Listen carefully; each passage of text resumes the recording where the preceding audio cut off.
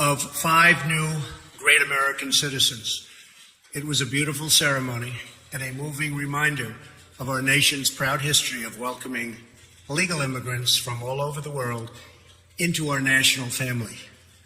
I told them that the beauty and majesty of citizenship is that it draws no distinctions of race or class or faith or gender or background.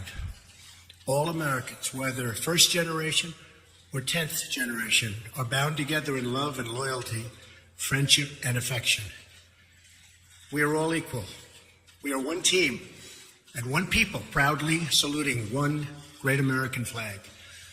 We believe in a safe and lawful system of immigration, one that upholds our laws, our traditions, and our most cherished values. Unfortunately, our immigration system has been badly broken for a very long time. Over the decades, many presidents and many lawmakers have come and gone, and no real progress has been made on immigration. We are now living with the consequences, and they are tragic, brought about by decades of political stalemate, partisan gridlock, and national neglect. There is a humanitarian and security crisis on our southern border that requires urgent action. Thousands of children are being exploited by ruthless coyotes and vicious cartels and gangs. 1 in 3 women is sexually assaulted on the dangerous journey north. In fact, many loving mothers give their young daughters birth control pills for the long journey up to the United States because they know they may be raped or sexually accosted or assaulted. Nearly 50 migrants a day are being referred for urgent medical care. Vast quantities of lethal narcotics are flooding through our border and into our communities, including meth, cocaine, heroin, and fentanyl. Drugs kill 78,000 Americans a year and cost our society in excess of $700 billion. Heroin alone kills 300 Americans a week, 90% of which comes across our southern border. We can stop heroin. Illegal immigration reduces wages and strains public services. The lack of border control provides a gateway, a very wide and open gateway, for criminals and gang members to enter the United States, including the criminal aliens who murdered a brave California police officer only a day after Christmas. I've gotten to know and love angel moms, dads, and family who lost loved ones to people illegally in our country. I want this to end. It's got to end now. These are not talking points. These are the heartbreaking realities that are hurting innocent, precious human beings every single day on both sides of the border. As a candidate for president, I promised I would fix this crisis, and I intend to keep that promise one way or the other. Our immigration system should be the subject of pride, not a source of shame, as it is all over the world. Our immigration system should be the envy of the world, not a symbol of disunity and dysfunction.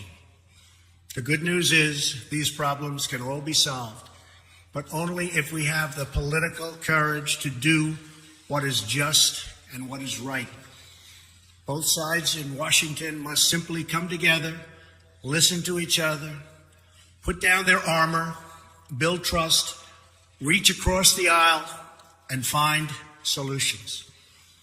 It is time to reclaim our future from the extreme voices who fear compromise and demand open borders, which means drugs pouring in, human trafficking, and a lot of crime. That is why I am here today to break the logjam and provide Congress with a path forward to end the government shutdown and solve the crisis on the southern border. If we are successful in this effort, we will then have the best chance in a very long time at real bipartisan immigration reform. And it won't stop here. It will keep going until we do it all. The proposal I will outline today is based on, first and foremost, on input from our border agents and Homeland Security professionals, and professionals they are. They know what they're doing. It is a compassionate response to the ongoing tragedy on our southern border. In recent weeks, we have met with large numbers of Democrat lawmakers to hear their ideas and suggestions. By incorporating the priorities of rank-and-file Democrats in our plan, we hope they will offer their enthusiastic support, and I think many will. This is a common-sense compromise both parties should embrace. The radical left can never control our borders. I will never let it happen. Walls are not immoral. In fact, they are the opposite of immoral because they will save many lives and stop drugs from pouring into our country. Our plan includes the following: $800 million in urgent humanitarian assistance, $805 million for drug detection technology to help secure our ports of entry, an additional 2,750 border agents and law enforcement professionals, 75 new immigration judge teams to reduce the court backlog of, believe it or not, almost 900,000 cases. However, the whole concept of having lengthy trials for anyone who sets one foot in our country unlawfully must be changed by Congress. It is unsustainable. It is ridiculous. Few places in the world would even consider such an impossible nightmare.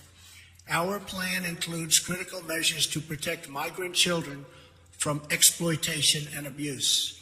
This includes a new system to allow Central American minors to apply for asylum in their home countries and reform to promote family reunification for unaccompanied children, thousands of whom wind up on our border doorstep. To physically secure our border, the plan includes $5.7 billion for a strategic deployment of physical barriers, or a wall. This is not a 2,000-mile concrete structure from sea to sea. These are steel barriers in high-priority locations. Much of the border is already protected by natural barriers such as mountains and water. We already have many miles of barrier, including 115 miles that we are currently building or under contract. It will be done quickly. Our request will add another 230 miles this year in the areas our border agents most urgently need. It will have an unbelievable impact. If we build a powerful and fully designed see-through steel barrier on our southern border, the crime rate and drug problem in our country would be quickly and greatly reduced. Some say it could be cut in half. Because these criminals, drug smugglers, gangs, and traffickers do not stop at our border. They permeate throughout our country, and they end up in some places where you'd least expect them. They go all over our country.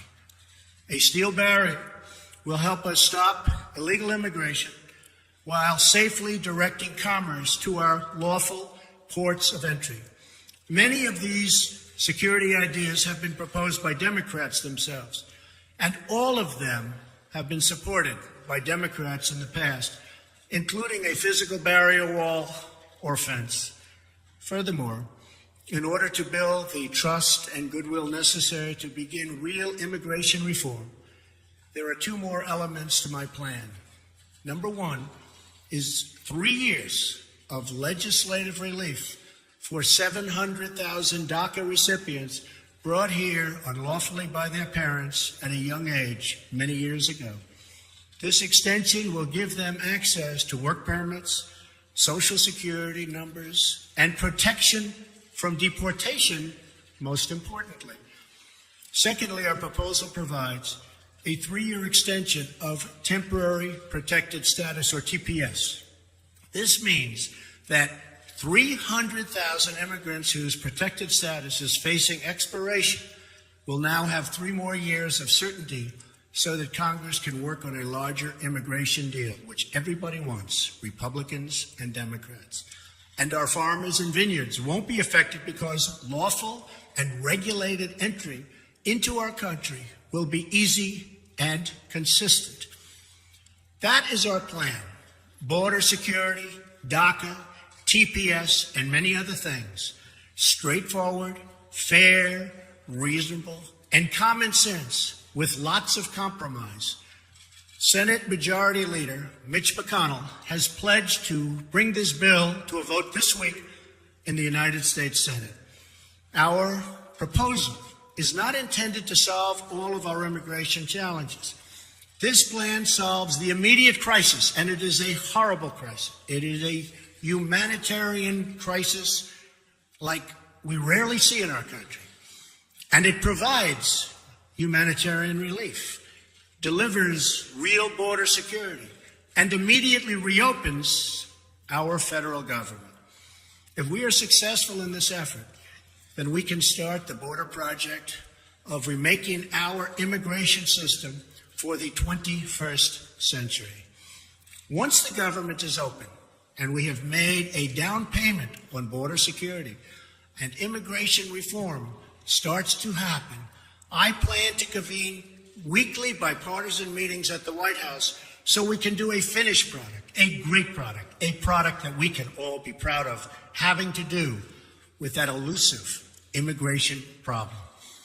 Whatever we do, I can promise you this: I will never forget that my first duty and ultimate loyalty is to you, the American people.